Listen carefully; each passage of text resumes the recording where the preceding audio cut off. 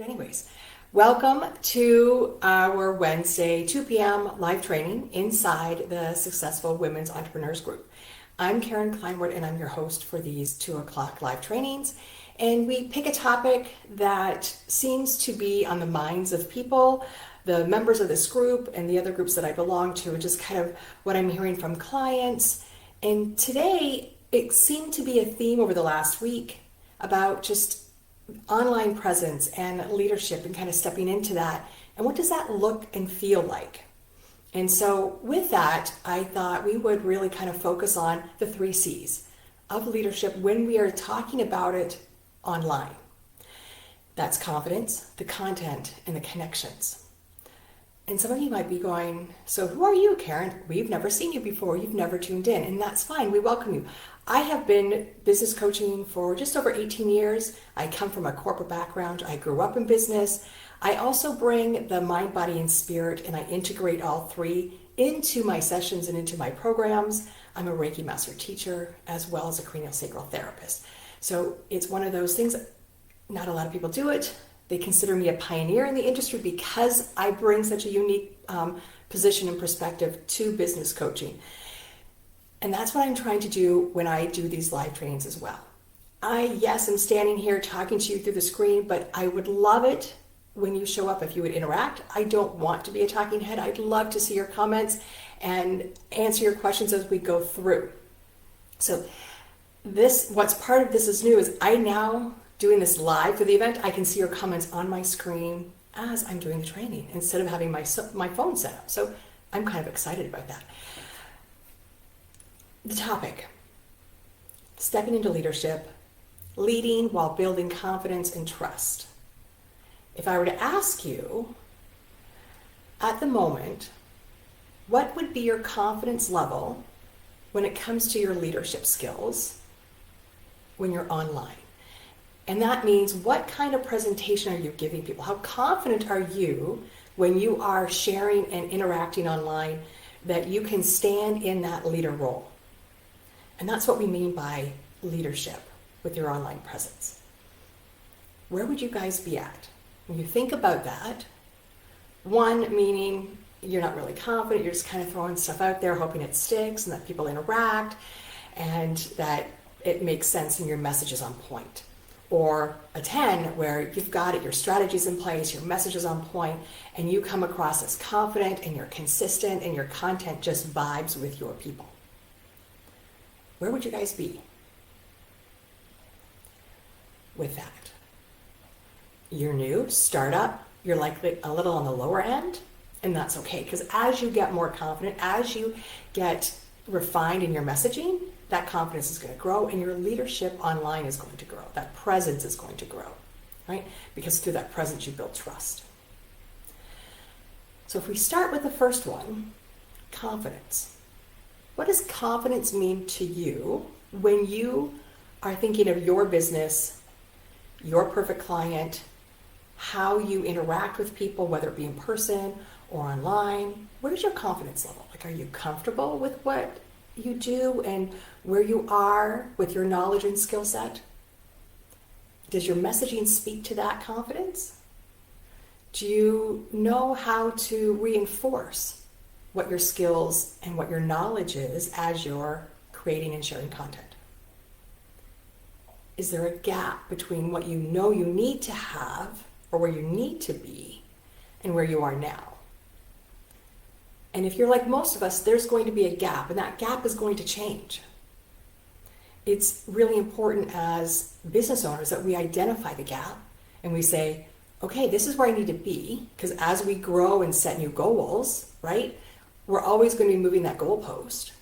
So we have to keep filling in what is our skill and knowledge to back up the experience to be able to keep moving that goalpost further and further as you grow as a leader and as a business. So what's that gap for you? Is there a skill that you might need to have or learn more of, right? We talk about always being a lifelong learner. So is there some courses? Like I just finished doing the Meta advertising certification course. I'm not an advertiser. I don't do meta advertising. I don't even help my clients. So why did I take a course about something that isn't necessarily something I want to do? The reason is meta ads are big. People are using them. And I want to be able to have conversations and be able to talk knowledgeably about it and have resources and reference for my clients to refer them. So sometimes we take courses or we gain a new skill, not because we're going to immediately apply that skill, but we can talk confidently about it, right? We can refer confidently because then you can start analyzing who are you referring your people to, right? So when we're talking confidence, knowing where we are and where we want to be, and then making sure that our message speaks to that. So where are you when you're talking about your message, when you're creating your content? Is it in a line with your goals and where you want to head and where you're trying to lead your followers to? What does that look and feel like for you? Because as we know, our content that we create, it has three purposes, right? So the first purpose is we're going to educate, or we're going to inspire, or we're going to inform. Knowing that, your confidence in your skill set and your experience is going to come through when you are on an education content piece, right? You're creating this piece of content and you want to educate somebody. You want to show your knowledge and show your skills. So that way, when it's put in front of your potential customer, your client, they can see that your skill and knowledge is something they're searching for. And they feel confident based on what you're sharing that they are now being educated, that you can match the skills they need. So being able to express your educational piece of knowledge and skills confidently in your content and through your messaging will look and sound where you meet your clients or your potential clients. So whether you're educating or inspiring, right? So inspiring, you want to build trust, right? Through showing how you support people. What does that sound like? Are you sharing inspirational posts? Are you sharing an inspirational story, a personal experience or an experience of your own clients or customers from the past? How are you inspiring those that follow you? Because remember, as we're educating and inspiring through our content, it's not necessarily that we want to make an impact on those that are our perfect client. We want to make an impact so that way they maybe refer us. We may not be the right fit for them, but through our educational pieces and our inspiration, they might be talking to a friend or an associate of theirs that they say, oh, I just saw this piece of content. I think you'd really like it. You know, I just thought of you when I saw it. So there's that referral piece. So as we grow in our confidence and we know where we stand educationally and our skills and our experience, and we can share that through our content, it reinforces us as a leader in our industry, in our niche. Right? So we're educating, we're inspiring, and then the third thing, we're informing, right? So we're educating, inspiring, informing. We want them to be guided to the conclusion we want them to be, which is what? We want them to follow the trail to come to the conclusion to partner with us, to follow our call to action, that CTA that we're posting with our content. So if you're educating, you're inspiring, you're informing, through those pieces of content, you're reinforcing what for your customers or your potential customers. We're reinforcing our leadership ability, our ability to be the one, the solution that people need, that they're looking for. Right? A couple of weeks ago, we were talking about that perfect avatar, and we need to know them so well that we're speaking to them as if they're going, how does she know that? How does she know what I'm thinking? That that's exactly what I needed, right? Through the education piece, you're able to do that. You're able to share content that resonates with them, that speaks directly to them, that they can then say, yes, that's who I need to be. That's where I need to get to. I want to be like her. I want to do what she's doing, right? You're modeling for them. So when we're guiding, right, through our informational content, we're guiding people through a series of steps. With information, we answer certain questions, but we don't answer all the questions, where then they want to step in and say, but I need more. So as we educate and inspire and we inform, we give them enough to say, yeah, I like what I'm seeing. I like what I'm reading. I want to interact, but I want more. And they get more by following those links that we put in, following our call to action, whatever that might look and feel like, right? And the more we do this, the more confidence we gain. The more confidence we have, the better we show up. The more our message is on point.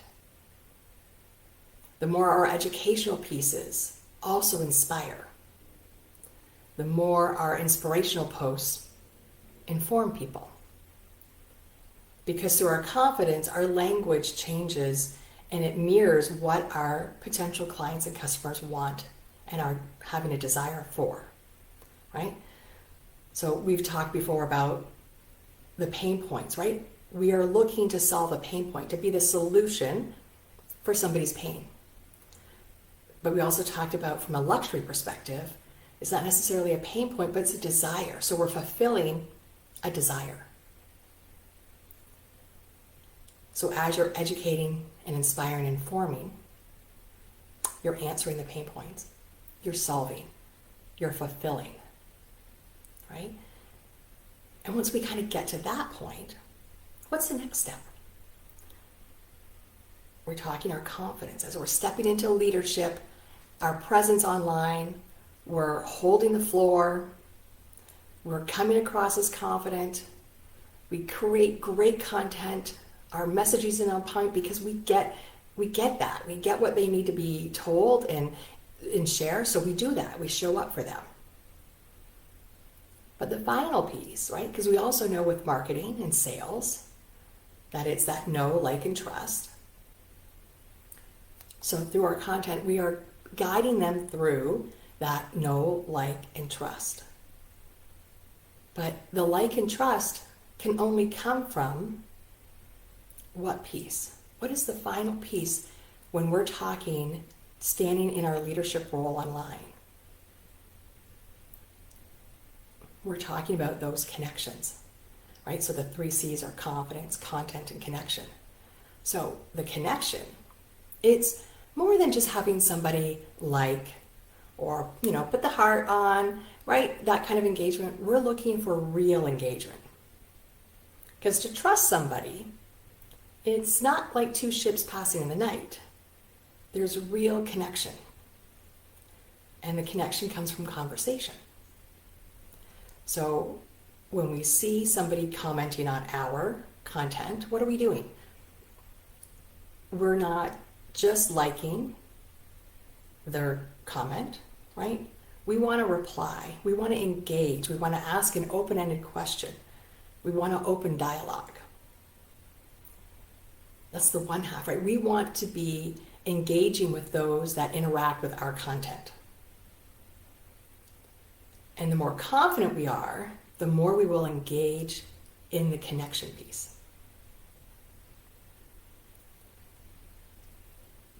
So when you look at your content that you're creating at the time, right now, what you're putting out, how much are you engaging with your audience? So let's say you put out, a piece of content every day this week. So today's Wednesday, so that's Monday, Tuesday, Wednesday. So you've put out 3 pieces of content. What have you done with those pieces of content now that they're out there? Have you gone back to revisit them? Have you gone back to see who's commented or liked? Have you responded? So a tip that I tell my clients is, even if somebody just interacts with, a like or a heart to your content, you can still connect with them. In the comments, you can say, hey, Karen, thanks for liking my post. Ask an open-ended question. Make a connection with them. Notice them. Allow them to feel like they're there, that they're important, right? So we can pull them out kind of the shadows of their engagement by doing that, right? By basically saying, hey, thanks for liking, thanks for, loving my post. What's next? What's the next question you can ask? You want to set up a dialogue. Because the key is you need to show up more than just posting. And we really want to address the whole cold DMing thing. Like, if that's part of your MO regarding your sales and marketing, you need to make sure you're really on point. Because if you're going to try and make a connection through that private messaging, you get one shot. And if you don't take care of it properly, then you lose all access, right? There's a level of respect that you have to show, right? So if that's part of your marketing, I encourage you to kind of keep revisiting the purpose of the cold DM. Because when you're talking from a confidence perspective, absolutely, you've got to be super confident just to be able to shoot off a cold DM to somebody that you have no connection with, right? To hit that send button. Because you don't know what the reaction is. But you have a better chance of that DM landing if there is some sort of connection on the outside. So, thinking of your strategy when you are talking about your online presence, you're thinking of your industry. How is your content showing your leadership in your industry, in your niche? How are you showing up? More than just sharing a reel, more than just a story. What does your content look like? How is your confidence being exuded through that? And sometimes this is all about trial and error as well, right? So you can create a piece of content and it can just flop. And people are like, it doesn't hit, it doesn't resonate. It could be the imagery, it could be the wording, right? The hook at the top. It doesn't matter. It just didn't work for whatever reason. So then it's important for you to kind of go back and say, okay, I can't let this affect me, right? Like I can't let me go, oh, poor pitiful me, it didn't work, what am I going to do next, right? Analyze it. Figure out, was it the time of day? Did you post at a different time? When are your clients most active? When you have data, you're able to then to confidently share your content. And if you're using Facebook or Instagram, and even TikTok on their studio piece, they've got some really great analytics that you can dive into and say, okay, so I posted this at 4 o'clock. It didn't get nearly the same interaction as when I posted at 8 p.m. So maybe I need to post at 8 p.m. instead, because that's when everybody, for my people, are online, right? You want to be looking at that consistently. Because as you know the information, as you know the data, as you know when your people are online, you're going to be more confident in how and what you're creating because you know it's going to land, right? So when you're talking about your messaging, your confidence is going to come through on that because you know who your client is, right? With this, your content, we talk about branding, obviously that you want to have it on brand and everything like that, but you want to make sure it's speaking to your potential customer. If it's a random piece of content that's out of context, then people might not know where it's coming from and it may not spark the interest that you think it will.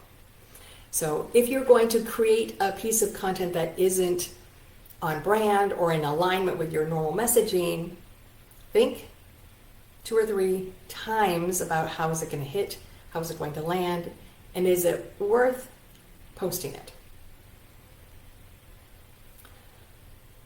Educate, inspire, inform. when you're creating your content. You want to make sure you're focusing on those pieces. When you're thinking of connection, you want to be asking open-ended questions. And the more dialogue you can have with these individuals online, the more confident you're going to be able to step into your position of leadership to continue to guide them where you want them to come.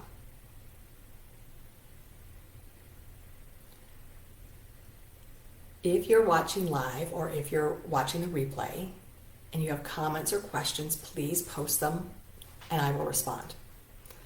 Because again, I don't want to just be the talking head up here, right? So even if it's like 2 or 3 weeks from now, it's fine.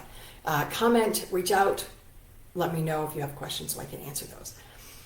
I hope this was helpful when we are talking, because my goal is for you guys to really be confident when you are not just engaging, but sharing your content.